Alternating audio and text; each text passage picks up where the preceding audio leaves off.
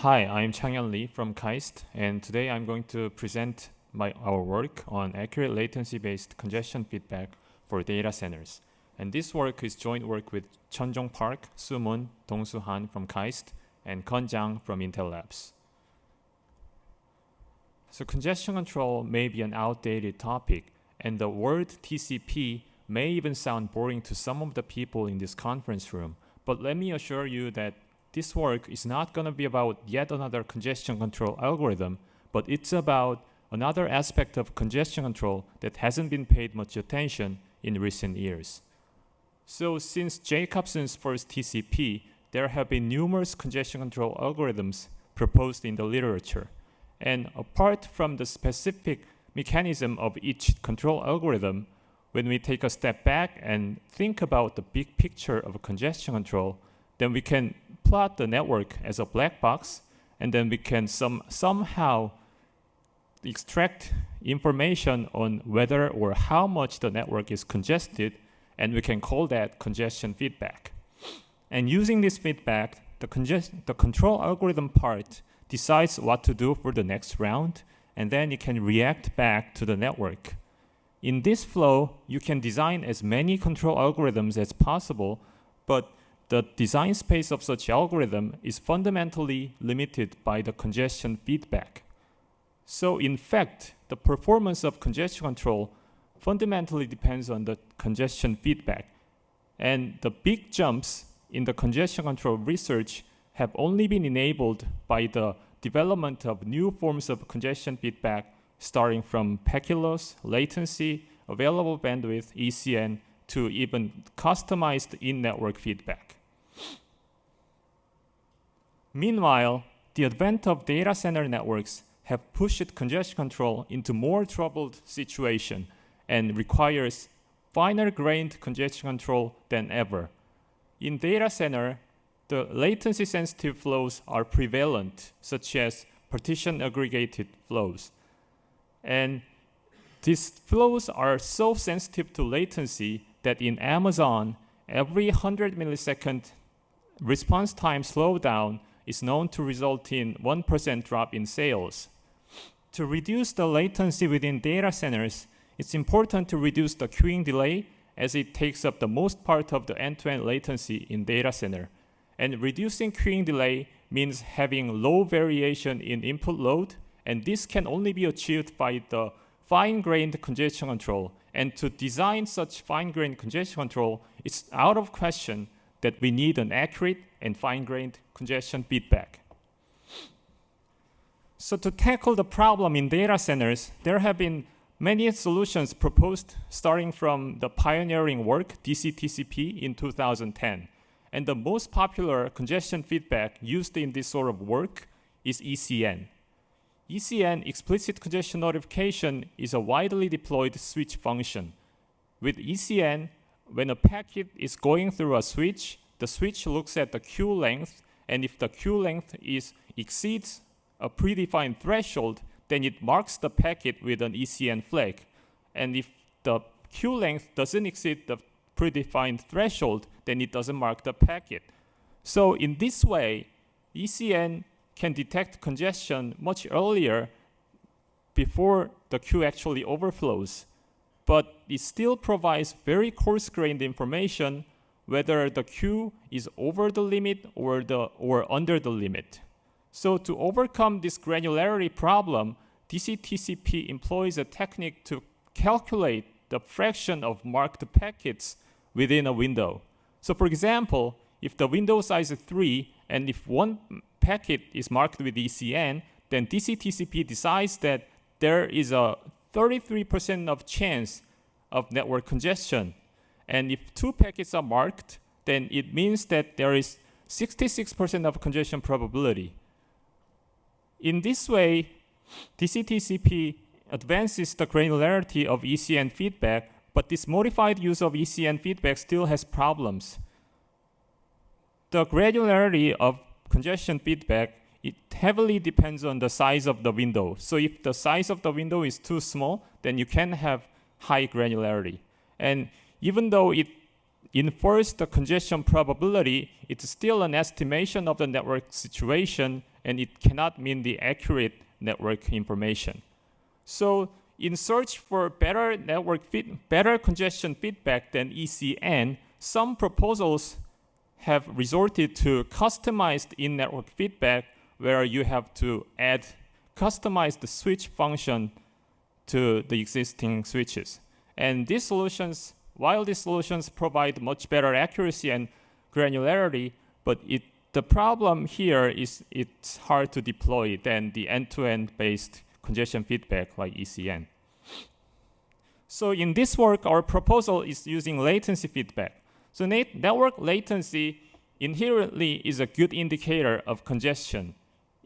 So increased latency means increased congestion in the network, and latency measurements are innately fine-grained.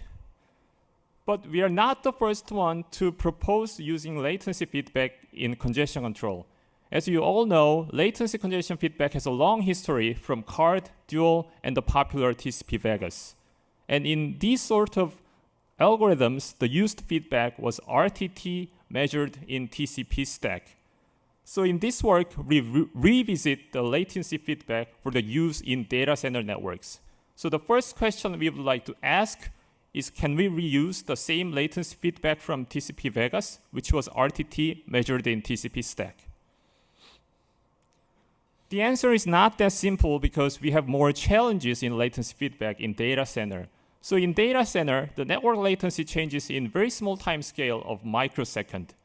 And it's mainly due to the high link speed. So in data center, the bottleneck link speed of end-to-end network path is usually as high as 10 gigabit per second.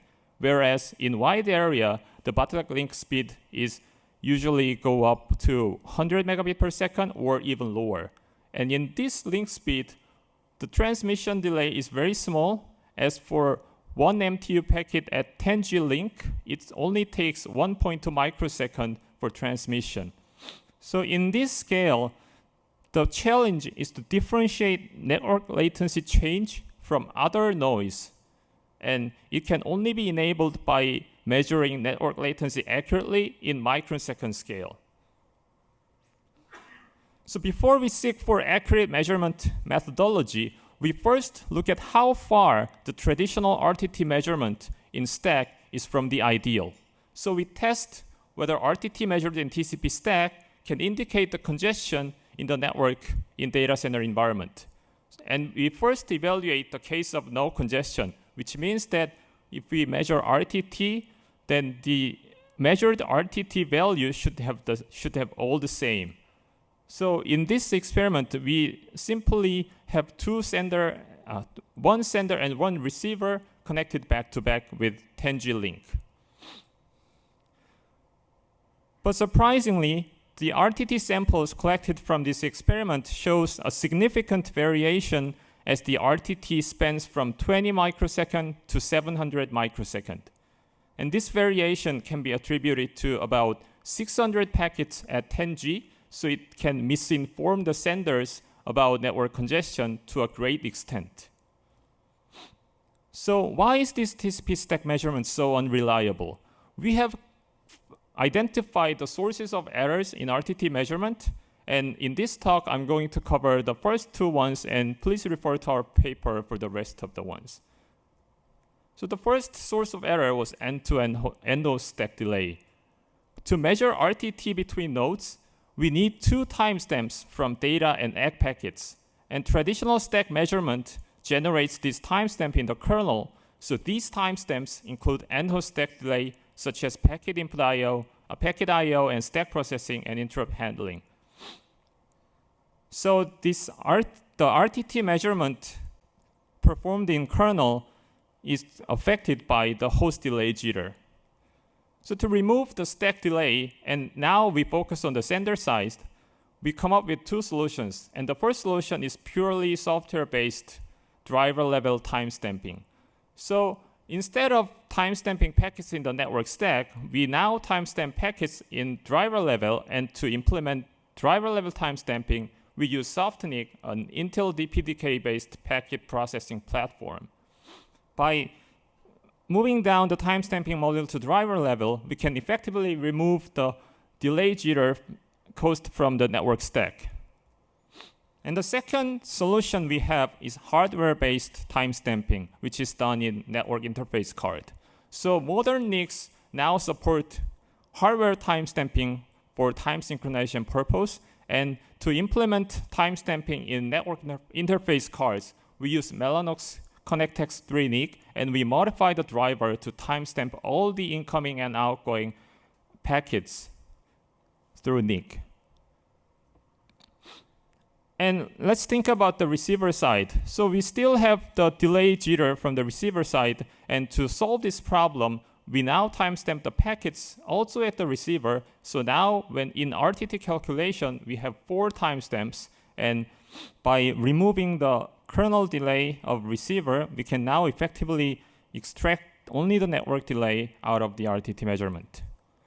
The second source of error is the bursty timestamps from I/O batching. So when packets are delivered from the stack to the lower level, they come in a batch, which makes the timestamping module to timestamp each packet with almost the same timestamp value. On the other hand, when these packets are transmitted through NIC, the situation is different, as each packet takes at least a transmission delay time to get onto the network wire. So these packets in a batch should have at least a link transmission delay away from each other to reflect the actual sending time, but the bursty timestamp in kernel doesn't reflect that information. So remove the bursty timestamps. We paste the packets to reflect link speed before timestamping. We implement this by maintaining a separate queue that absorbs packet from the network stack and then paste the packets with an appropriate packet interval time. And surprisingly, even NIC timestamps have bursty timestamp problems. So we looked into the problem and we found that the NIC timestamping doesn't perform timestamping at the actual sending or receiving time, but it rather timestamp packets after DMA completion, and it can be done in multiple packets at the same time. So to solve this problem, we calibrate the timestamps based on the link transmission delay. For example, there are 2 timestamps, T1 and T2, and T2, it doesn't make sense that T2 is transmitted before the completion of T1. So in this case, we insert additional delay to T2 so that T1 and T2 can have a transmission delay away from each other. Finally, after applying all our techniques, we evaluate the accuracy of our measurement techniques. And the performance metric we use here is the standard deviation. So the leftmost bar graph shows the traditional kernel measurement, and it has 80 microseconds of standard deviation. And as soon as we apply driver level timestamping, as shown as DPDK, the standard deviation drops down to 50 microseconds. And after applying burst control and calibration in software-based approach, our best standard deviation is about 2 microseconds in software. And when we use NIC timestamping, it goes even further down to 500 nanoseconds. So the accuracy of our measurement technique is sub-microsecond scale. Now that we have accurate measurement technique, the next question is, can we measure accurate queuing delay, which is a direct indicator of network congestion? So queuing delay can be calculated from RTT measurements as current RTT minus base RTT. The current RTT is the RTT sample from the current data and ACK pair, and the base RTT is the RTT measured without congestion, so the minimum observed value during the experiment. So we come up with a simple experiment that a sender generates 1 Gbps per second traffic to a receiver so that the link is saturated, but at this point there is no network congestion. And there comes the sender 2, and it adds congestion to the network by adding ping packet every 25 milliseconds. And in this setting, we measure queuing delay from sender 1, and we also measure the ground truth queue length from switch. And in result, the red dots show the ground truth from switch, and before the ping starts, the queuing delay remains 0 because there is no network congestion. And as soon as the ping starts, the network congestion level is increased by 1 MTU packet amount of time, which is 12 microseconds in this case. And in blue line, which is the queuing delay measurement from sender 1, it matches with the ground truth, and we can say that our delay measurement is accurately reflecting the ground truth switch queue length. So having this accurate latency congestion feedback, we have to come up with a new algorithm that can benefit from this feedback. And in this work, we propose a simple latency-based congestion control, which is named DX. And the goal of DX is to minimize queuing delay while fully utilizing the link, which is a primary concern in data center networks. And DX behavior is very straightforward. When you have queuing delay of 0, it means that there is no network congestion, so we can increase the window size. And if there is a positive queuing delay, then we need to decrease window size to relieve the network congestion. But the main question here is how much should we increase or decrease? So we simply employ the popular AIMD rule from previous TCPs. So for AI part, we increase 1 packet per RTT, and for MD part, we decrease the window proportional to the queuing delay. So the challenge lies in the decrease part, as how can we keep 100% utilization even after decreasing window? So to realize this, we need to calculate the exact amount of window size that can saturate the link without queuing. And to do so, we come up with a normalizer parameter V here, and the derivation of V can be found in our paper. And in this talk, I'll just give a high-level explanation of the challenge and our approach in solving V. So here is the example scenario. There are 4 senders sharing a bootleg link to a receiver, and you can see that there is a network congestion as the switch queue has 4 packets queued. Since each node sees a positive queuing delay, the nodes need to decrease the window here. But let's think about it with a sender 1's view. So the sender 1 has no idea how many nodes are sharing the bootleg link with him. So he needs to figure out how much congestion am I responsible for. And to solve this problem, we come up with a simple assumption that other senders also have the same window size of the sender 1. And by doing this, we can calculate the new window size only from link capacity, RTT, and current window size. Again, the detailed formula and derivation for this part is in our paper. So we implement the timestamping part and DX part, and the timestamping module was implemented in SoftNIC. It includes RTT and queuing delay calculation and bursty timestamp calibration. And we implement DX in Linux kernel, and we only add 200 lines of code in TCP ACK function. And we also use a TCP option header for storing timestamps. So for evaluation, we have 2 main parts. The first one is testbed experiment for small scale, and the second one is NS2 simulation for large scale. For testbed experiment, we connect 2 senders to a switch and 1 receiver to a switch, and we generate DX traffic to fully utilize the link with fair share throughput. And we repeat the same experiment with DC TCP for comparison.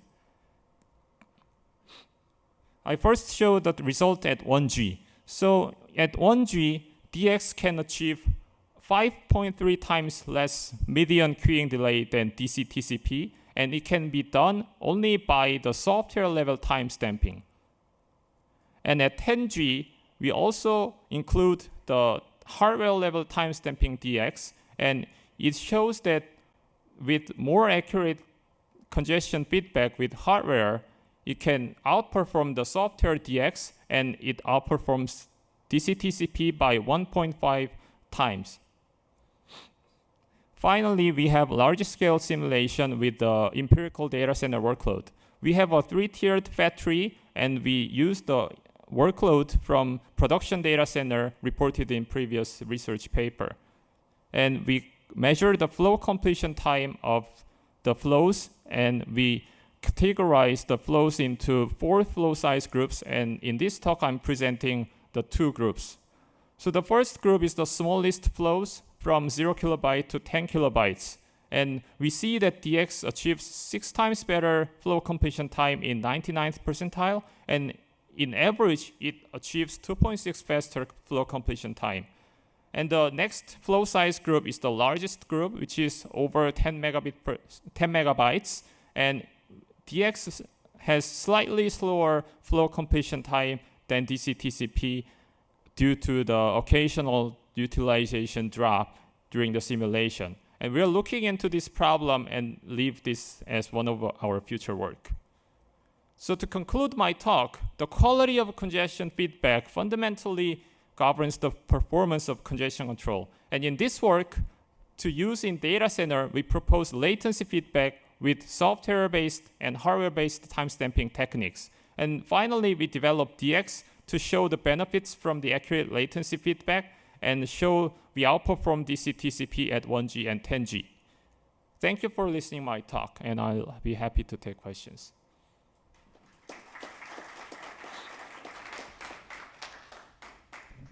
Very good work, Wenji from Fermilab. I have a question here. And in high-speed networks, the time clock, the clock resolution, it will be a big issue. Yes. So in 40 gig, 100 gig, how can you measure to that level's resolution granularities? So are you asking about time resolution or That's right. resolution? Yeah. So the time resolution depends on the timestamping functions that we use. And for software level, we use the timestamp function in DPDK. And for hardware level, we rely on the hardware timestamping from Mellanox NIC. So it gives us I remember in case of hardware, we have tens of nanosecond of time resolution. So it doesn't really make us a problem when we have 10 Gbps per second link, but maybe even higher link, you need more resolution for timestamping. Okay, another question is, if you use systems timestamp, the time source and the unique time source, there are 2 different time sources. So if they are not synchronized, is that be an issue? So that's a great question. So when you measure RTT, when you can think about it, the 2 timestamps are all measured at the sender node. So in this case, there is no time synchronization issue. But in our paper, we also implement one-way delay-based DX. And in this case, time synchronization may be an issue. But to work around the problem, we come up with calculating one-way queuing delay without time synchronization, and it's in our paper, and I can discuss in more detail. Hi, so Justin Kapos, NYU. Yep. So I just have kind of a curiosity question here. Sure.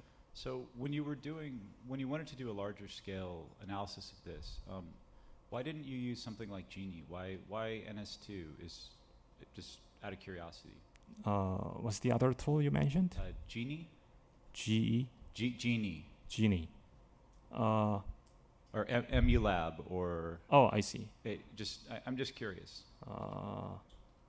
So we picked NS2 because I was familiar with the tool, and I'm not sure if I know about the tool you mentioned, but I don't think any disadvantage coming from NS2 for larger scale simulation. Okay, we can talk about it offline. Okay, thanks.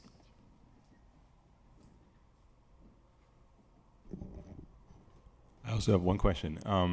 When you paste packets to unbatch them, did you observe any kind of adverse effects with other pieces of the hardware, say TCP segmentation offload, that kind of rely on the packets to be close together?